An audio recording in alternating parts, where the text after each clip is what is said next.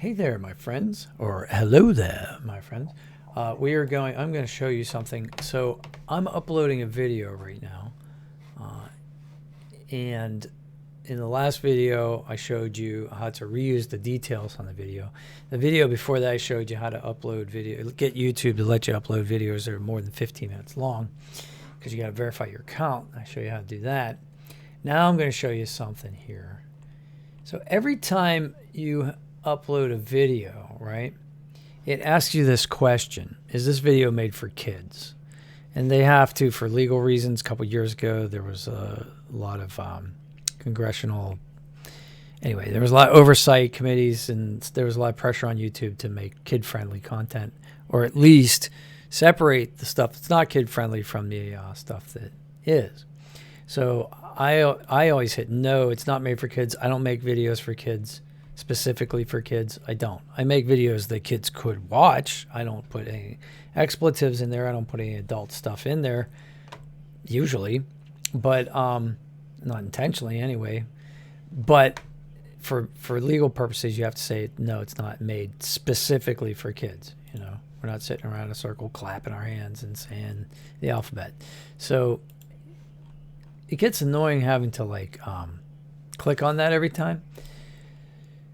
So if I can go here and get out of this upload, it's going to verify that. There's a way around that. And so what you do is you go over here to settings. It's down here in the far left-hand bottom corner. Click on settings. Go to channel.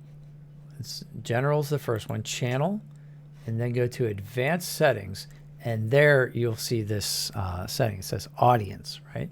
Do you want to set your channel as made for kids? And then you have 3 questions. Yes, I want this channel to be set for kids. I always upload content that's made for kids. So if you did that, you would click that. In my case, I want no, set this channel as not made for kids. I never upload content that's made for kids. That's what I want. What it comes as a default is that you have to review this setting for every video. And we don't want to have to do that, right? So this is where you get the chance to like take that option out so that you don't have to. Now, if you have a mix, then leave it on, you know, review every setting. You can always change it later. And yeah, so that's where you get that. Hit save, and now every time you upload a video again, it will automatically fill in that detail for you, and you'll be able to change it if you want, but you won't be asked the question every time. You'll be able to just go straight to upload. All right, so have a great day. Here, actually, this one's uploaded, so let me hit pause. I'll show you now, and I'll be right back. All right, so now that we have that setting in place, we'll take part 3, hit create, hit upload video. I like doing it this way.